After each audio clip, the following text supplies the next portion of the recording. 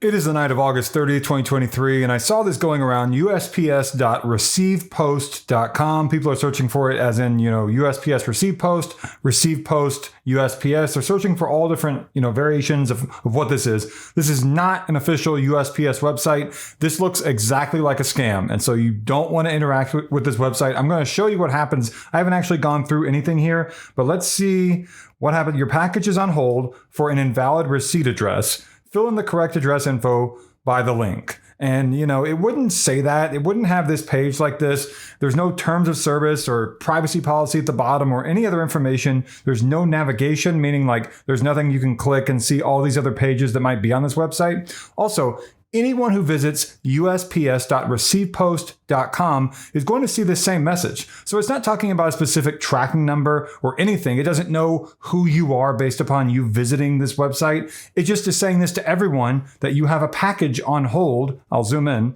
for an invalid receipt address, recipient address. Fill in the correct address info by the link. And it wouldn't say by the link. That seems to me like a bad translation, which means it's not coming from within the US, is my thought. So click update. What does that mean? Let's see here. That's usps.receivepost.com/address.html. So what happens when we go here?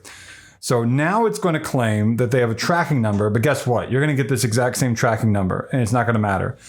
Let's see. We have issues with your shipping address. USPS allows you to redeliver, and you notice how they put allows is capitalized, so is redeliver. These kinds of unprofessional mistakes that like USPS or a big company like FedEx or UPS would not make.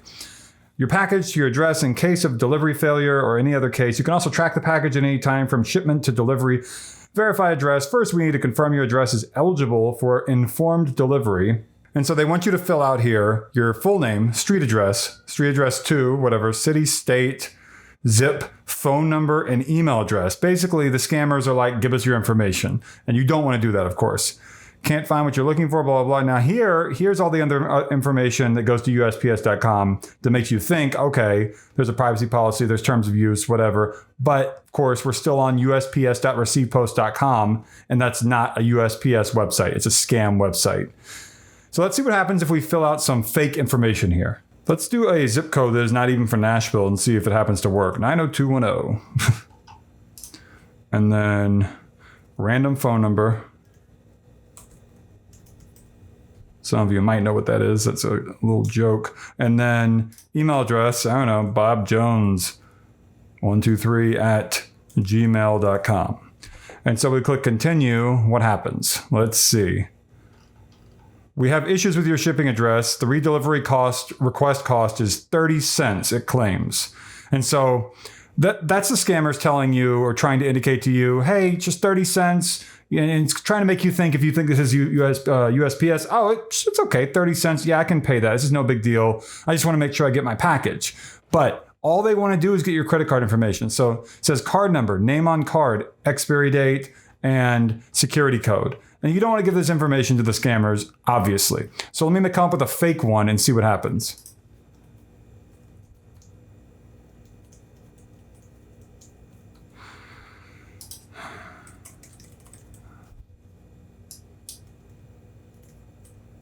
And so basically what happened is it said it wasn't supported, it wasn't going to work. But I think that might be the scammers collecting your information and saying, oh, it didn't work. And basically their work is done. And you might be thinking, oh, I know I need to give you my credit card information.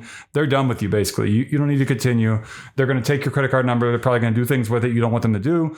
Obviously, charge it for a certain amount of money or whatever, and don't get involved with that sort of thing. They might also try to call your phone number pretending to be customer support for USPS and try to get you to go buy gift cards and give them the gift card numbers over the phone, being like, this is how we need you to pay for this, and just a bunch of weird scams out there. They might call you with the information they have on you and do a number of scams. And so basically, here's what you need to do. If you gave away your payment information, credit card number, PayPal, Venmo, Cash App, Zelle, whatever, it looked like credit card might be the only thing you could give away there. Call your credit card company or your debit card, your bank, and ask them what you should do to secure your accounts. They might tell you, okay, let's get you a new card number, whatever it may be. They will know what's best to do. And if you gave away personal information, I don't really know what you can do. I mean, you could try to look into third-party identity theft protection just on Google and see if that's something that's needed. I don't know if that's really needed, but basically your phone number, mailing address, email address, name, and I think that was it. They didn't ask for date of birth today. All that stuff's going to be in the hands of scammers, which what are they going to do with that? I don't think they're going to try to steal your identity. They're probably just looking to get a quick cash grab if they can. Or like I said, they might try to call you and pretend to be USPS or something like that. So that's what's going around here on this usps.receivepost.com website. The USPS website is usps.com. And this is my personal YouTube channel. I work on this on nights and weekends. By the way, hit the like button down below. There's also a thanks button off to the right of that. It's a heart-shaped symbol. If you want to tap that, that'd be great. I rarely get any of those, but it's pretty cool when I do because I put in time in these videos trying to help out people like you, strangers that I've never met, while I spend time away from my loved ones, trying to inform people about these scams that are out there, because you can't possibly cover all of them during the day. And I'm a reporter by day somewhere else, but like I said, this is my personal YouTube channel. I just want to help people out. Basically, USPS.com is the official website for USPS. And I've written about these scams before. They can be a text scam, a phone scam, email scam, whatever it may be, that will claim that there's a problem with a package, you need to update payment info or an address or your account or whatever. And it's just the scammers trying to get you to enter your information. Phishing scam. PHISHING. And that's all this is. Hit the like button, like I said down below. The reason why, I didn't really say why, that will tell Google and YouTube my video has value and credibility. People might then see my video higher in Google search results for this specific website because you hit like. That will tell Google and YouTube my video has value, credibility, and can be something that's of use to people and be educational. And that is a great thing because there are so many scams out there. Scams hurt people. They take people's money from people who don't have a lot of money.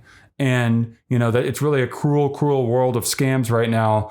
You sometimes see these scams covered in the news, maybe on the nightly news, on TV. There's just not enough time on those small broadcasts. Then they're not going to get a whole lot of coverage on cable news unless it's like a really interesting scam with like celebrities involved, Otherwise, it's left to people like me and other people who bust scams to try to help warn people, to give people the Google search results they're looking for so they can figure out what is going on with a specific scam they're searching for.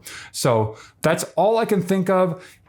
Other than hitting the like button and the thanks button, if you want to subscribe, that's up to you. I make New York history documentaries sometimes. I've explored abandoned places. I have those videos on my channel. If you like before and after videos from like history to now, I did one about the city of New York from the 1870s and 1880s compared to today. So it's like 140 years of change, which is pretty amazing to see. That might be something that you like. I think that's featured on my channel if you want to watch that video.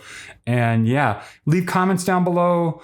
Have discussions with each other about this. Did you get involved in this scam? What happened? How did you get out of it? Provide any other helpful information that maybe I did not talk about that other people might be able to benefit from. So that's it. My name is Jordan. Thank you for watching.